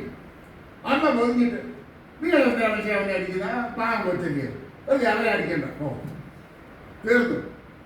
കൊച്ചു പിന്നെ മേലാതെ അപ്പനെ അനുസരിക്കില്ല. കുറച്ച് കഴിയുമ്പോൾ അമ്മയെ അനുസരിക്കും. നിങ്ങൾ അപ്പനും അമ്മയും മക്കളെ ശിക്ഷിക്കുമ്പോൾ അത് തെറ്റാണെങ്കിൽ പോലും അന്നേരം മിണ്ടാതിരിക്കണം. പിന്നീട് വേണമെങ്കിൽ പറഞ്ഞു കൊടുക്കാം. രാത്രി കിടക്കാൻ പോകുമ്പോൾ പറയാം, അച്ഛാ അല്ലെങ്കിൽ എടി ശരിയല്ല, നമ്മൾ ശിക്ഷിച്ച്, അല്ലെങ്കിൽ അച്ഛൻ ശിക്ഷിച്ച തെറ്റാണോ പറഞ്ഞു കൊടുക്കാം. അച്ഛാ അത് വേണ്ടായിരുന്നു, ശിക്ഷിച്ച് ശരിയായില്ല, അത് അന്നേരം പറയാം. പക്ഷെ കുഞ്ഞുങ്ങളെ മുമ്പിൽ വെച്ച് പറഞ്ഞാൽ അത് നിങ്ങളുടെ കുഞ്ഞുങ്ങളെ ബാധിക്കും. അവർ കുടുംബത്തിലെ ഛിദ്രത നഷ്ടപ്പെടും. ഇങ്ങനെ പറയാനാണെങ്കിൽ പിശാചിന് ഒരുപാട് തന്ത്രം. ഇത് ഏത് തന്ത്രമാണെങ്കിലും we must be fully aware of his tricks. അവന്റെ തന്ത്രങ്ങളെ മനസ്സിലാക്കി നാം അവനോട് യുദ്ധം ചെയ്യും. എങ്ങനെ യുദ്ധം ചെയ്യുന്നത്? നമുക്ക് യുദ്ധം ചെയ്യാൻ ദൈവം തന്നിട്ടുള്ളൂ. എഫേസ്യർ 6 അല്ലേ, ബാക്കി എടുത്തോ. എഫേസ്യർ 6:11 മുതലുള്ള വാക്യങ്ങൾ ഓരോന്ന് നിർത്തി നമുക്ക് വായിക്കും. എഫേസ്യർ 11 അവിടെ ഉപയോഗിക്കുന്ന വാക്ക് ശ്രദ്ധിച്ചോ. പിശാചിന്റെ വിഷയത്തിൽ നമ്മളെ വളരെ എഡിറ്റേറ്റ് ചെയ്ത പൗലോസപ്പോസ്തലൻ അവിടെ വിജയം പറയാ. പിശാചിന്റെ തന്ത്രങ്ങളോട് എഫേസ്യർ 6:11 മുതൽ പിശാചിന്റെ തന്ത്രങ്ങളോട് എതിർത്ത് നിൽപ്പാൻ കഴിയേണ്ടതിന് ദൈവത്തിന്റെ സർവായുധവർഗം. അപ്പം സർവായുധവർഗം എന്ത് ചെയ്യണം? ധരിച്ചു. Put on the armor of God. Shirt ധരിക്കാൻ പറഞ്ഞതിന്റെ അർത്ഥം എന്തോ? ഹാങ്കറിൽ കിടക്കുന്ന ഷർട്ട് ഓട്ടോമാറ്റിക്കായിട്ട് കയറി വന്ന് നമ്മുടെ ശരീരത്തിൽ ഫിറ്റിനാകുമോ? ആകുമോ? ഇങ്ങനെയുള്ള ഷർട്ട് നിന്റെ ഹാങ്കറിലുണ്ടോ? ഇല്ല. നമ്മളത് അലവായിന്ന് എടുത്ത് അല്ലെ ഹാങ്കറിന്ന് എടുത്ത് ഈ have to put it on അല്ലേ, നമ്മൾ അതെടുത്ത് ധരിക്കണം. അങ്ങനെ ധരിക്കും. ഈ ഷർട്ട് ഓട്ടോമാറ്റിക്കായിട്ട് ഉപയോഗിക്കും? ഇല്ല. അപ്പൊ അത് എടുത്തു, അത് ധരിച്ചു, കാരണം ഇങ്ങോട്ട്. അപ്പം ഇതെല്ലാം നമ്മൾ തന്നെ ധരിക്കേണ്ടതാണ്. അല്ലാതെ തമ്പുരാൻ എന്ത് ചെയ്തിട്ടുണ്ട്? He has made available all the weapons that are necessary for our fight. നമുക്ക് യുദ്ധം ചെയ്യാനുള്ള സകല സർവായുധങ്ങളും കർത്താവ് ഒരുക്കി വെച്ചിട്ട് പറയുക, ധരിക്കേണ്ടത് നിന്റെ ചുമതലയാണ്. നീ സർവായുധവർഗം എടുത്ത് ധരിക്കണം. അത് മറ്റാരുമല്ല ധരിക്കേണ്ടത്, നിനക്ക് വേണ്ടി നീ തന്നെ ധരിക്കണം. ഇനി എന്തൊക്കെയാ സർവായുധവർഗം? ഓരോന്നും നോക്കാം. സർവായുധവർഗങ്ങൾ എടുത്തു. നിങ്ങളുടെ അരയ്ക്ക് നിങ്ങളുടെ അരയ്ക്ക് സത്യം സത്യം. അപ്പൊ ഒന്നാമത്തെ ആയുധം എന്ന് പറയുന്നത് എന്തോ? സത്യം. അരയ്ക്ക് സത്യം കെട്ടണം. മതി ഓരോന്ന് നമുക്ക് തീർച്ചയായിട്ടും സമയമുണ്ട്. പിന്നെ എൻ്റെ ആരോഗ്യത്തിന് വേണ്ടി നിങ്ങൾ പ്രാർത്ഥിച്ചാൽ മതി. ഞാനിവിടെ ഇങ്ങനെ വളരെ കഷ്ടപ്പെട്ടൊക്കെ നിൽക്കുന്നു. നിങ്ങളുടെ അരയ്ക്ക് സത്യം കെട്ടണം. എന്താ അരയ്ക്ക് എങ്ങനെ സത്യം കിട്ടുന്നത്?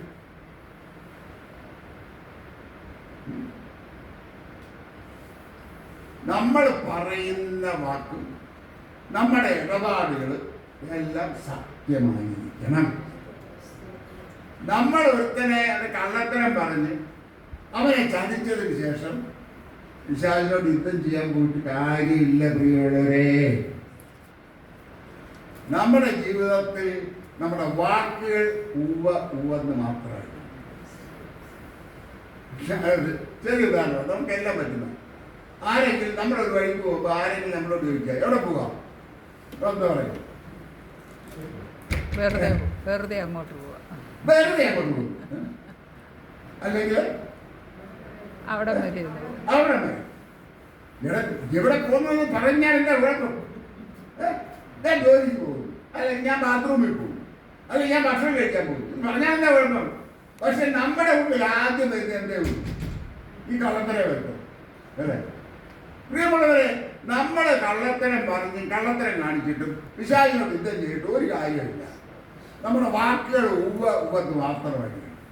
കർത്താവാണ് നമ്മുടെ ഏറ്റവും വലിയ എക്സാം അല്ലേ? അവരുടെ വാക്കുകൾ ഉവ്വെന്ന് മാത്രമാണ്. അവരുടെ വാക്തത്വങ്ങൾ പോലും എങ്ങനെയാ?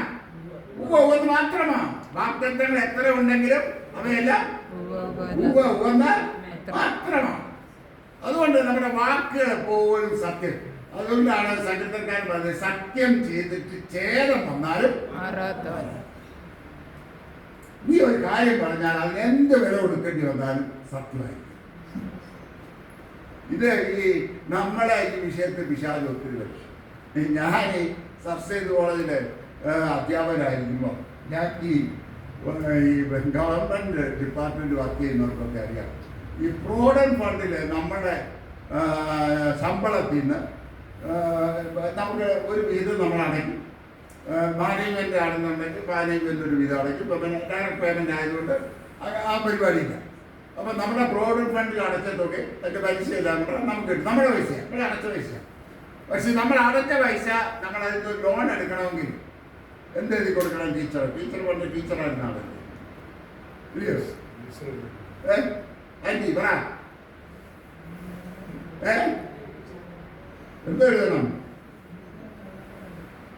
കേട്ടില്ല. കള്ളത്തരം എഴുതണം. എന്താ കള്ളത്തരം എഴുതുന്നേ?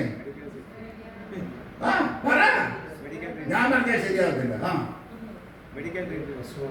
prolonged illness of wife അല്ലെങ്കിൽ ഫാദർ ആൻഡ് മദർ എഴുതിയ പിന്നെ എന്തുകൊണ്ട് എഴുതുന്ന കള്ളത്തരം? who is wholly dependent on me. ഇത് എഴുതിയാലേ 10,000 പൈസ കിട്ടൂ. അപ്പം ഞാൻ 30 വർഷം സർസൈദോടെ വർക്ക് ചെയ്തു. അപ്പം എനിക്ക് പലപ്പോഴും പണത്തിന് ഭയങ്കര അത്യാവശ്യം വന്നിട്ടുണ്ട്. കാരണം ഞങ്ങൾ കല്യാണം കഴിച്ച് തളിപ്പറമ്പ് ചെല്ലുമ്പോൾ അന്നത്തെ കാലത്ത് 74 എൻ്റെ ശമ്പളം എന്ന് പറഞ്ഞാൽ ഞങ്ങൾ 425 രൂപയേ ഉള്ളൂ എൻ്റെ ശമ്പളം. അപ്പം ഈ ശമ്പളത്തിൽ ഉപ്പ് തൊട്ട് കർപ്പൂരം വരെ വാങ്ങിക്കണം, പാട കൊടുക്കണം, ഇതെല്ലാം നടക്കണം. അപ്പം പലപ്പോഴും പൈസക്ക് ഭയങ്കര അത്യാവശ്യം. അപ്പം ലോൺ എടുക്കണമെങ്കിൽ ക്ലർക്കിൻ്റെ അടുത്ത് ചെല്ലുമ്പോൾ പറയും സാറേ ലോൺ വേണം, prolonged illness of wife എഴുതണം, അല്ലെങ്കിൽ prolonged illness of father and mother who is only dependent on me എഴുതണം. അപ്പം ഞാൻ എഴുതുന്നില്ല, എനിക്ക് വേണ്ട. പ്രിയപ്പെട്ടവരെ, അതുകൊണ്ട് എനിക്ക് 30 വർഷം സർസൈദ് കോളേജിൽ ഒരു സാക്ഷിയുണ്ട്. ആ സാക്ഷി എന്താണെന്ന് ചോദിച്ചാൽ പ്രൊഫസർ അലക്സാണ്ടർ എന്ന് പറഞ്ഞാൽ അതേ ഇല്ലെന്ന് പറഞ്ഞാൽ 30 വർഷത്തെ എൻ്റെ സാക്ഷി. എന്നെ അഹങ്കാരമായിട്ട് പറയല്ല, ദൈവനാമത്വത്തിനായിട്ട് പറയില്ല. ഞാൻ ലോൺ എഴുതി കൊടുത്തിട്ടില്ല. 20 വർഷം കഴിഞ്ഞപ്പോൾ നമുക്ക് മകളുടെ കല്യാണം അങ്ങനെയുള്ള വീട് വെക്കാനൊക്കെ ലോൺ എടുക്കാം. ആ പർപ്പസ് തന്നെ ഇല്ല. അങ്ങനെയാണ് ഞാൻ കുറച്ച് ലോൺ എടുത്തിട്ട് മോഡൽ വിവാഹം വന്നത്. അതുകൊണ്ട് എനിക്ക് എന്തുണ്ടായെന്നറിയാമോ? ഞാൻ റിട്ടയർ ചെയ്ത സമയത്ത് ഞാൻ തന്നെ അന്തം വിട്ടുപോയി എൻ്റെ പ്രോവിഡന്റ് ഫണ്ടിലുള്ള പൈസ. ശരിക്കും ഞാൻ അന്തം വിട്ടുപോയി. അത്ര പൈസ ഞാൻ ഒരിക്കലും വെച്ചു. കാരണം ലോൺ എടുക്കാതെ ഇതിങ്ങനെ കൂട്ടി കിടപ്പുണ്ടായിരുന്നു. കുറച്ച് പ്രയാസം. അന്ന് ഓഫീസ് സ്റ്റാഫ് എന്നെ ഭീഷണിപ്പെടുത്തി വരുന്നത്, സാറിന് എന്തെങ്കിലും ഒരു ആവശ്യം വരുമ്പോൾ ഈ കണക്ക് മുഴുവൻ ഞങ്ങൾ എഴുതി ഉണ്ടാക്കണം. വർഷങ്ങൾ കഴിഞ്ഞപ്പോൾ സാറിന് ലോൺ കിട്ടത്തില്ല. അന്ന് പിന്നെ ഞങ്ങളെ കുറ്റം പറഞ്ഞേക്കെ. അപ്പം സാറ് ഞാൻ സഹിച്ചോളാം, ഒരാവശ്യം വേണ്ടി വന്നില്ല. ഞാൻ റിട്ടയർ ചെയ്തപ്പോൾ നല്ലൊരു ഭാര്യയ്ക്കുണ്ട്. അതുകൊണ്ട് ഇവിടെ വന്ന് വീട് വാങ്ങിക്കാൻ വന്നപ്പോൾ ഒരു പ്രയാസമില്ലാതെ എനിക്ക് വീട് വാങ്ങിക്കാൻ. അപ്പൊ സത്യം ആരൊക്കെ കേട്ടോ. ഇനി അടുത്ത 2 ആഴ്ചക്ക് പാടുന്നൊരു കാര്യം കൂടെ പറയാം.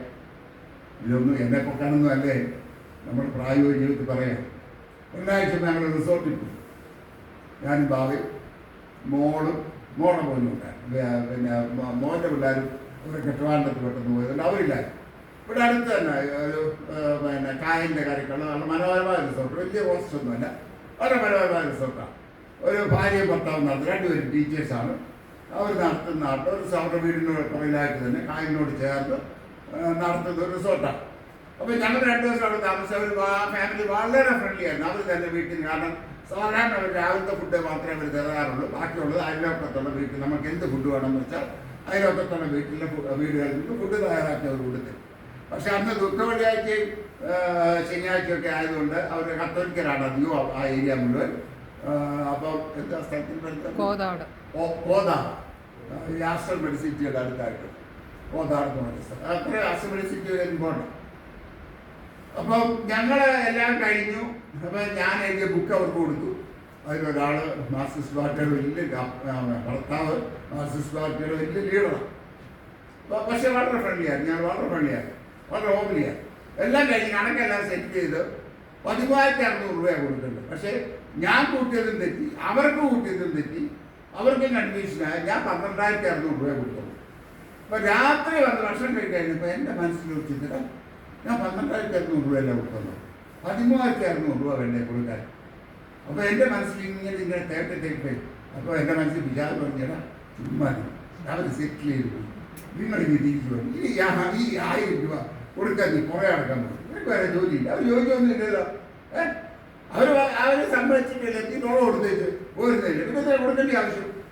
പക്ഷേ എൻ്റെ മകൻ, അപ്പം ഞാൻ ഇവരോട് ചോദിച്ചേടി നമ്മൾ എത്ര കൊടുത്തത്? അപ്പോൾ ഇവർ പറഞ്ഞു, എനിക്ക് അന്നേരം സംശയം തോന്നിയായിരുന്നു, ഞാൻ പിന്നെ പറഞ്ഞില്ലെന്നേ ഉള്ളൂ എന്ന് പറഞ്ഞു. അപ്പം ഞാൻ കണക്കൂട്ടി നോക്കുമ്പോൾ ശരിയാ 13,600 കൊടുക്കണം. അപ്പം ഞാൻ അവരെ വിളിച്ചു രാത്രി. ഞാൻ അവരെ വിളിച്ചിട്ട് ചോദിച്ചിട്ട്, ടീച്ചറെ ഇങ്ങനെ ഞാൻ 12,600 രൂപയല്ലേ പറഞ്ഞേ, ഞങ്ങൾ 13,600 രൂപ ശരിക്കും തരണ്ടേ? അപ്പം ടീച്ചർ പറഞ്ഞു ശരിയാ. ഞാൻ പറഞ്ഞു ടീച്ചർ ഇങ്ങനെ കണക്കൂട്ടിയാൽ എങ്ങനെ? ഓ അത് ഞാൻ അത്ര ഓർത്തില്ല, നിങ്ങളല്ലേ തരുന്നത്. ഞാൻ അങ്ങനെ തന്നെ വാങ്ങിച്ചു നോക്കണം. പക്ഷേ ഞാൻ 10,000 രൂപ കൊടുത്തില്ലായിരുന്നെങ്കിൽ ഞാൻ എഴുതിയ ബുക്ക് അവർ കൊടുത്തത് എന്ത് വരെയാണ്? നിങ്ങളെന്ന് പറഞ്ഞു എന്ത് വില ഉണ്ടാവും ഞാൻ കൊടുത്ത ബുക്കിന്? എൻ്റെ 1000 രൂപയല്ലേ വലുത്. കർത്താവിൻ്റെ നാമമാണ് സൂക്ഷിക്കപ്പെടുന്നത്. കർത്താവിൻ്റെ നാമമാണ് വലുത്. ഇങ്ങനെ നമ്മുടെ ജീവിതത്തിൽ ഒരുപാട് സന്ദർഭങ്ങളുണ്ട്. സത്യം എഴുതിയാൽ നഷ്ടം വരും, പ്രയാസം വരും. ഈ ഒരു കാര്യം പറയാൻ ഞാൻ അത് വിശദമായിട്ടൊന്നും പോകുന്നില്ല. നമ്മുടെ ഈ വീടിൻ്റെ ഒക്കെ വസ്തുവിൻ്റെ ഒക്കെ ആധാരം എഴുതുമ്പോൾ ആരെങ്കിലും മര്യാദയ്ക്കാണ് നമ്മൾ സർക്കാരിനെ കളിപ്പിക്കുക. നമ്മൾ സർക്കാരിനെ കളിപ്പിച്ചിട്ട് സർക്കാരിന് കൊടുക്കേണ്ട പൈസ കൊടുക്കാതെ നമ്മുടെ ടാക്സ്, ഇൻകം ടാക്സ് ഇതൊക്കെ എന്തുമാത്രം വെട്ടിപ്പിഴ നടക്കുന്നതെന്നറിയാം. ഇതിലൊക്കെ നമ്മൾ സത്യസന്ധമായി ചെയ്യുമ്പോൾ ഒരുപാട് നഷ്ടങ്ങൾ വരും. പക്ഷേ ആ നഷ്ടത്തെ ലാഭമാക്കി തീർക്കാൻ നമ്മുടെ നഷ്ടത്തെക്കാൾ കർത്താവിൻ്റെ മഹത്വം. നമ്മുടെ അരയ്ക്ക് എപ്പോഴും എന്തായിരിക്കണം? സത്യം. രണ്ടാമത്തത് ഓടിച്ചു പോവാം, നീതി എന്ന കവചം. ഞാൻ ഇന്ന് ചിന്തിച്ചപ്പോൾ ഞാൻ വിചാരിച്ചു, കർത്താവേ ഈ രക്ഷ എന്ന ശിരസ്ത്രം ഉണ്ടല്ലോ, ഇല്ലേ? താഴോട്ട് പറയുന്നുണ്ട് രക്ഷ എന്ന ശിരസ്ത്രം. അപ്പൊ രക്ഷിക്കപ്പെട്ട് കഴിഞ്ഞാൽ തലയിൽ രക്ഷ എന്ന ശിരസ്ത്രമുണ്ട്. അപ്പൊ രക്ഷ എന്ന ശിരസ്ത്രം ഉള്ളപ്പോൾ പിന്നെ നീതി എന്ന കവചം ഗുണത്തിന് ആവശ്യം എന്താ ആവശ്യം? നിങ്ങളൊന്ന് പറഞ്ഞു. നിങ്ങളിവിടെ ഒന്ന് ചിന്തിക്കട്ടെ. എന്താന്ന് പറയാ?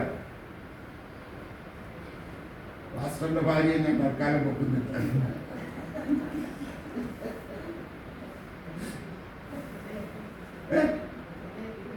പറഞ്ഞോ പറഞ്ഞ തെറ്റായിട്ട് ചെയ്യാതെ പറ ധൈര്യമായിട്ട് പറഞ്ഞു. ഹൃദയത്തിൽ നിന്ന് ഓക്കെ. അതിനെക്കാണ്ടുള്ള വേറെ സത്യം പറയുന്നത്, നമ്മൾ രക്ഷിക്കപ്പെട്ട് കഴിഞ്ഞാലും പിന്നെയും നമ്മുടെ ജീവിതത്തിൽ എന്ത് വരും? കുറവുകൾ വരും, തെറ്റുകൾ കുറ്റങ്ങൾ വരും. അപ്പൊ തെറ്റുകൾ കുറ്റങ്ങൾ വരുന്നത് ഞാൻ രക്ഷിക്കപ്പെട്ടു അങ്ങനെ പഠിപ്പിക്കുന്ന സമയമുണ്ട് കേട്ടോ. ഗ്രേസ് ചർച്ചസ് അവർ കൃപയാ പറയുന്നത്. എന്ന് പറഞ്ഞാൽ ഒരിക്കൽ നിങ്ങൾ രക്ഷിക്കപ്പെട്ട് കഴിഞ്ഞാൽ പിന്നെ നിങ്ങൾ എന്തേക്കുമായിട്ട് രക്ഷിക്കപ്പെട്ടു, നിങ്ങൾ എങ്ങനെ തോന്നിയാൽ ജീവിച്ചാലും കൃപ രക്ഷ നഷ്ടപ്പെടും. അങ്ങനെ പഠിപ്പിക്കുന്ന സമയമുണ്ട്. ഒരു വലിയ ഫേമസ് സ്പീച്ചറൊക്കെ ഉണ്ട് ടി വിയിലൊക്കെ വരുന്നത് ബൈബിൾ. അതല്ല നമ്മുടെ വിഷയം. അപ്പം വാസ്തവത്തിൽ വചനം അങ്ങനെയല്ല പഠിപ്പിക്കുന്നത്. നമ്മൾ പാപം സംഭവിച്ചിട്ടുണ്ടെങ്കിൽ അത് ഏറ്റു പറഞ്ഞ് കഴിവ് പ്രാപിക്കണം. അപ്പം അതുകൊണ്ടാണ് വചനം പറയുന്നത് അവനെ രക്ഷാവസ്ത്രം ധരിപ്പിച്ച നീതി എന്ന അംഗീകരിച്ചു. അപ്പോ നമ്മൾ ഓരോ ദിവസവും കുഞ്ഞാടിന്റെ രക്തത്താൽ കഴുകൽ പ്രാപിച്ച് നീതി എന്ന അങ്കി കൊണ്ട് നമ്മളെ പൊതിയണം. ഒരിക്കൽ രക്ഷിക്കപ്പെട്ടാൽ മാത്രം പോരാ, എല്ലാ ദിവസവും കർത്താവിന്റെ രക്തത്താൽ കഴുകൽ പ്രാപിച്ച് ശുദ്ധീകരണം പ്രാപിച്ച് മുമ്പോട്ട് പോകണം. നീതി എന്ന കവചം. അപ്പൊ നീതി എന്ന കവചം നമ്മൾ ധരിച്ചിട്ടില്ലെങ്കിൽ വിശാഖ നമ്മളെ അറ്റാക്ക് ചെയ്യും, നമ്മൾ മുറിവേക്കും. ഒരു സംശയമില്ല, മുമ്പോട്ട് പോവാ. നീതി എന്ന കവചം. പിന്നെ സമാധാന സുവിശേഷത്തിനുള്ള ഒരുക്കം, കാലിന് ചെരുപ്പ്. ഈ കാലിന് ചെരുപ്പിടാതെ നടക്കാൻ പറ്റുമോ? വെളിതിനകത്ത് കാലിന് ചെരുപ്പില്ലാതെ നടക്കാൻ പറ്റുന്ന ആരെയും കൊടുക്കില്ല. പണ്ട് നമ്മുടെ പൂർവ്വതാക്കന്മാരൊന്നും ചെരുപ്പിട്ടുകൊണ്ടൊന്നും അല്ല. അവരൊക്കെ വല്യപ്പന്മാർക്കൊക്കെ ഒരു മെതിയടിയുണ്ട് അല്ലേ? പട അടിച്ചുകൊണ്ട് നടക്കുന്ന മരം കൊണ്ടുള്ള മെതിയടി. ഇപ്പം അതൊന്നും കാണാൻ പോലുമില്ല. എൻ്റെ അടുത്തൊക്കെ ഷോക്കേസിലൊക്കെ കാണുമായിരുന്നു. പഴയ കാലത്ത് ചെരുപ്പൊന്നുമില്ല, എല്ലാവരും ചെരുപ്പിടാതെ നടക്കുന്നത്. പക്ഷെ ഇന്നത്തെ കാലത്ത് നമുക്ക് ചെരുപ്പിടാതെ നടക്കാനേ പറ്റത്തില്ല. കാരണം ചെരുപ്പിടാതെ നടന്നാൽ എന്താണ് സംഭവിക്കും? വളരെ മുള്ളുകൊള്ളും, കുപ്പിച്ചില് ധരിച്ച് കയറും, എന്തെല്ലാം പ്രശ്നങ്ങളും ഉണ്ടാകും. പ്രത്യേകിച്ച് ഡയബറ്റിക് ആയിട്ടുള്ളവരാണെങ്കിൽ ചെരുപ്പിട്ടേ പറ്റത്തുള്ളൂ. ചെറിയൊരു മുറിവ് വന്നാൽ അതാ ഇൻഫെക്ഷൻ. അപ്പം നമ്മുടെ കാലിന്റെ ചെരുപ്പെന്ന് പറയുന്നത് എന്താ? സുവിശേഷം അറിയിക്കാനുള്ളൊരു ഗംഭൻ, സുവിശേഷം അറിയിക്കാനുള്ളൊരു തീഷ്ണമായിട്ട് ആഗ്രഹം, അതിനുള്ളൊരു സമർപ്പണം. കിട്ടുന്ന അവസരങ്ങൾ തക്കത്തിൽ നമ്മൾ ഉപയോഗിക്കണം.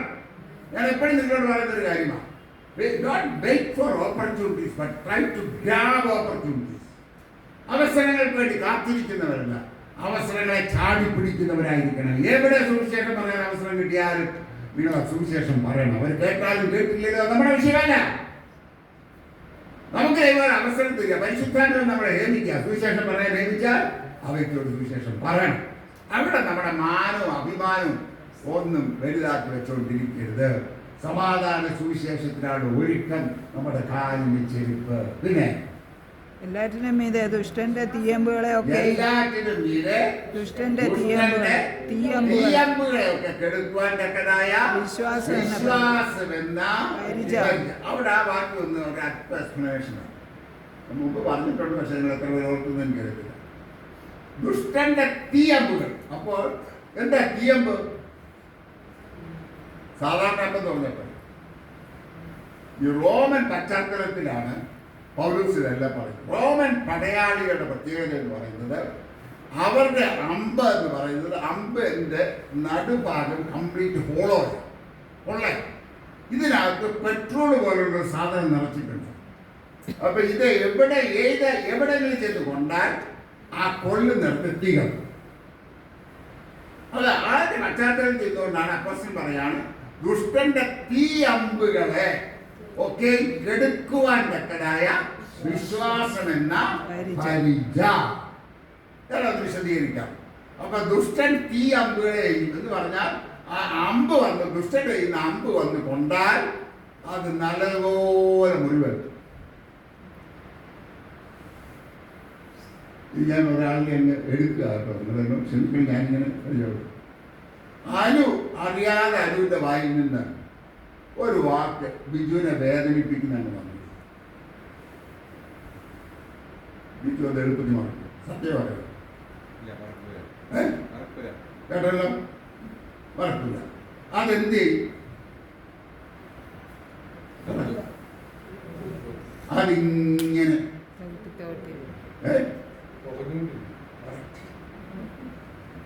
സൂക്ഷിച്ചോണ്ട് അതിങ്ങനെ പുകഞ്ഞുകൊണ്ടേയിരിക്കും. സ്വാഭാവികമാണ് അല്ലേ? എന്നാൽ ഞാൻ ഇത്രേ കൊണ്ട് നടന്ന് അവിടെ എന്നോട് ഇങ്ങനെ പറഞ്ഞല്ലോ അല്ലേ? ആ മുറിവ് അവിടെ വിശാലം എടുക്കുന്നുണ്ട്. അവരിന്ന് തോണ്ടി മുറിവ് എത്ര അങ്ങ് ആഴത്തിലാക്കാൻ പറ്റും അത്രേ ആഴത്തിലാക്കാൻ ഇത് വിശാലത്തിലാക്കാം. അപ്പൊ ഇതിനെ ജയിക്കാൻ പറ്റണമെങ്കിൽ നമ്മൾ എന്ത് ചെയ്യണം? വിശ്വാസം എന്ന പരിചയം. ഈ പരിചയക്കും റോമാൻ പടയാളികളുടെ പരിചയക്ക് ഒരു പ്രത്യേകത. സാധാരണ പരിചയം ഇങ്ങനെ വലിയ വട്ടങ്ങളുണ്ടാവും, നമ്മൾ കണ്ടിട്ടുണ്ട്. ഈ പിന്നെ വാൾപ്പയറ്റുകാര് കളറിൽ പയറ്റ് ഉപയോഗിക്കുന്ന വാളും പരിചയമൊക്കെ നമ്മൾ കണ്ടിട്ടുണ്ട്. എന്നാൽ ഈ പരിചയം അതിൽ വ്യത്യാസമാണ്. ഈ പരിചയക്ക് ചുറ്റും തുകൽ കൊണ്ട് ഒരു വലിയ കോട്ടിങ്ങും. ഈ തുകൽ കൊണ്ടുള്ള കോട്ടിങ് വെള്ളത്തിൽ അവർ ഇടയ്ക്കിടയ്ക്ക് മുക്കും. അപ്പൊ വെള്ളത്തിൽ ഇടയ്ക്കിടയ്ക്ക് തുകൽ മുക്കിയാൽ തുകൽ നല്ലപോലെ തോല് അല്ലെങ്കിൽ ലെതർ നല്ലപോലെ നനഞ്ഞിരുന്നാൽ തീ കത്തത്തില്ല. ഇതാണ് അവരുടെ ട്രിക്ക്. അത് ഇടയ്ക്കിടയ്ക്ക് അവർ വെള്ളത്തിൽ മുക്കിയിട്ട് ശത്രുവിൻ്റെ അമ്പ് അവരുടെ നേരെ പാഞ്ഞു വരുമ്പോൾ ഇത് ഇവർ നേരെ പിടിക്കും, നെഞ്ചിന് നേരെ പിടിക്കും. ഈ വരുന്ന അമ്പ് ഈ പരിചയം തട്ടി അത് അങ്ങനെ തന്നെ അവിടെ വീണു, കത്തത്തില്ല. കാരണം നനഞ്ഞ ഈ ലെതറിൻ്റെ പുറത്താണ് ഈ പരിചയം വീഴുന്നത്. ഈ പശ്ചാത്തലത്തിൽ അപ്പോസ്തലൻ പറയാ വിശ്വാസം എന്ന പരിച എടുത്തുകൊണ്ടിരിക്കും. ഇനി അങ്ങനെ ഒരു എക്സാമ്പിൾ പറയാം. എങ്ങനെ എടുത്തുകൊണ്ടിരിക്കാൻ പറ്റും? അരിവ് അത് പറഞ്ഞു കഴിഞ്ഞപ്പോൾ ബിജുവിൻ്റെ മനസ്സിൽ വിശാലം കൊടുന്നു. ഓ, എന്നെ കൊണ്ടൊന്നിനും കൊള്ളത്തില്ല, ഞാനൊന്നിനും കൊള്ളാത്തത്, ഞാനിങ്ങനെ ആയിപ്പോയല്ലോ, ഞാനിവിടെ കെട്ടിപ്പോയല്ലോ അല്ലേ? ഇങ്ങനെ എന്തെല്ലാം ചിന്തകൾ. അപ്പോഴെന്ത് ചെയ്യും? ബിജു വിശ്വാസത്തിൻ്റെ പരിചയം കൊണ്ട് എടുക്കുക, എന്നിട്ട് വചനമാകുന്ന വെള്ളത്തിൽ നിൽക്കുക. ഞാൻ എൻ്റെ കർത്താവിന് വലിയൊരു മാന്യനുമാണ്. ഞാൻ ആർക്കും വേണ്ടാത്തവനല്ല. എൻ്റെ ദൈവത്തിൻ്റെ മുമ്പിൽ ഞാൻ വലിയൊരുവനാണ്, മാന്യനാണ്. എൻ്റെ കർത്താവ് എനിക്ക് തന്ന ജീവിത സഖിയാണ്. ക്ഷമിപ്പാനും സഹിപ്പാനും ആണ് ദൈവം ഞങ്ങളെ കൂട്ടിച്ചേർത്തത്. വിശ്വാസം പരിചയ. ആ പരിചയം എടുത്ത് നിൽക്കുമ്പോൾ അവിടെ നിൽക്കില്ല. ഞാൻ അത്രയും പറഞ്ഞ വിടുക. അടുത്ത രക്ഷ എന്ന ശിരസ്ത്രം. ഈ എന്തിനാ ഈ ഹെൽമെറ്റ് എല്ലാവരും ഇപ്പൊ പോലീസ് ഓടിച്ചിട്ട് പിടിക്കുന്നല്ലേ? ഹെൽമെറ്റ് നിർബന്ധമാണ് അല്ലേ? എന്തിനാ? എന്തിനാണ് ഹെഡ് ഇഞ്ചുറിയാണ് ഏറ്റവും ഡേഞ്ചറസ്. അതുകൊണ്ട് പിശാച് നമ്മുടെ തല തകർക്കാതിരിക്കണമെങ്കിൽ നമ്മൾ എന്ത് ചെയ്യണം? രക്ഷ എന്ന ശിരസ്ത്രം എന്ന് പറഞ്ഞാൽ യേശുക്രിസ്തുവിനെ രക്ഷിതാവും കർത്താവുമായി സ്വീകരിച്ച് ഹെൽമെറ്റ് ഓഫ് സാൽവേഷൻ നമ്മൾ എടുത്ത് ധരിക്കണം. വിശ്വാസം എന്ന രക്ഷ എന്ന ശിരസ്ത്രം. പിന്നെ ദൈവവചനമാകുന്ന ആത്മാവിന്റെ